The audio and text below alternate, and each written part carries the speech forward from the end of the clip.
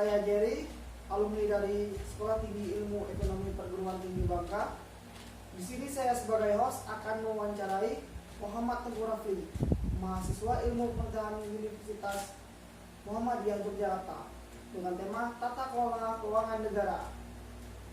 Baiklah, langsung saja pertanyaannya. Apa sih pengertian keuangan negara menurut kamu? Hal ini terdapat pada penjelasan umum dari UU Nomor 17 Tahun 2003. Yang pertama, pendekatan yang dilakukan dalam merumuskan keuangan negara dari sisi objek, subjek, proses, dan tujuan.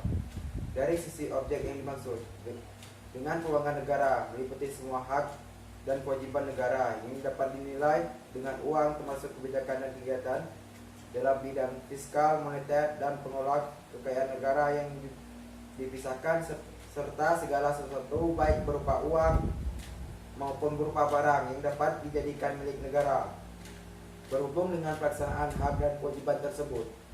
Dari sisi subjek, yang dimaksud dengan keuangan negara meliputi seluruh objek sebagaimana tersebut di atas yang dimiliki negara dan atau dikuasai oleh pemerintah pusat, pemerintah daerah, perusahaan, negara atau daerah, dan badan lain yang ada kaitannya dengan keuangan negara. Dari sisi proses, keuangan negara mencakup seluruh rangkaian kegiatan yang berkaitan dengan pengelolaan sub-objek sebagaimana tersebut, dimulai dari perumusan kebijakan dan pengambilan keputusan sampai dengan pertanggungjawaban. Dari sisi tujuan, keuangan negara meliputi seluruh kebijakan, kegiatan, dan hubungan hukum yang berkaitan dengan pemilikan dan atau pengusahaan objek sebagaimana tersebut di dalam rangka penyelenggaraan pemerintah negara. Bidang pengelolaan keuangan negara yang dimiliki luas dapat dikelompokkan dalam subbidang pengelolaan fiskal, pengelolaan moneter, pengelolaan kekayaan negara yang dipisahkan. Baiklah, untuk pertanyaan selanjutnya, bagaimana mekanisme pengelolaan keuangan negara? Kita tinjau dari UU RI Nomor 17 Tahun 2003 pada pasal 6 ayat 1 menjelaskan bahwa Presiden bertanggung jawab atas kegiatan pengelolaan keuangan negara.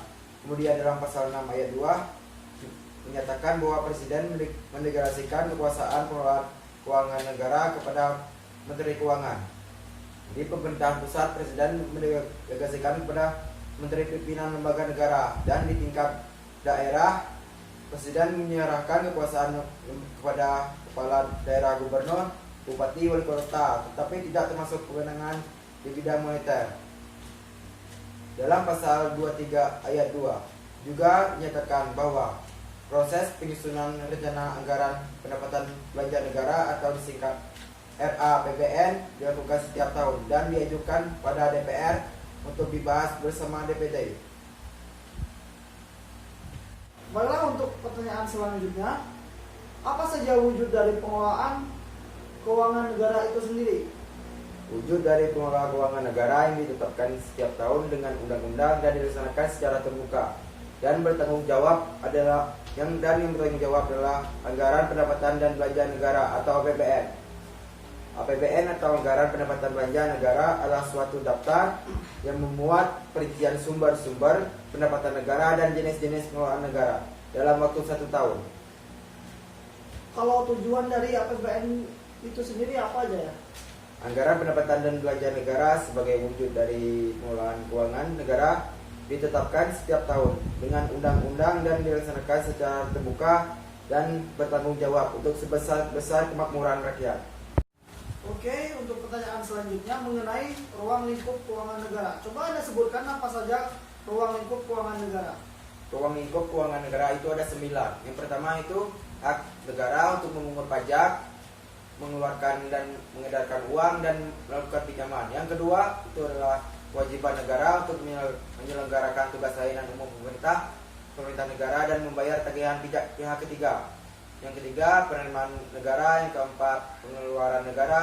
Yang kelima, penerimaan daerah. Yang keenam, pengeluaran daerah. Yang ketujuh, kekayaan negara atau daerah yang dikelola sendiri atau pihak lain berupa uang, surat berharga, piutang, barang, dan serta hak-hak lain yang dapat dinilai dengan uang.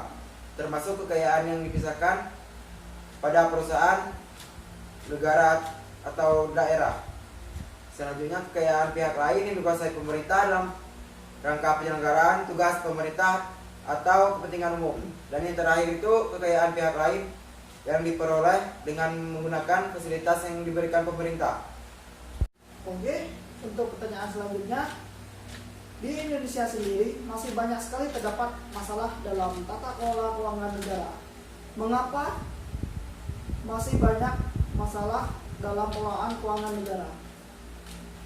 Karena rendahnya efektivitas dan efisiensi penggunaan uang pemerintah akibat maraknya pembiayaan kegiatan negara. Yang kedua, kurang adanya skala prioritas yang terumuskan secara tegas dalam proses pengelolaan keuangan negara yang akan berdampak menimbulkan pemborosan sumber daya publik. Yang ketiga itu rendahnya profesionalisme aparat pemerintah dalam mengelola anggaran publik. Yang terakhir itu masih rendahnya SDM pemerintah, terutama bidang akuntansi dan pengelola keuangan negara. Baiklah, sekian podcast dari kami.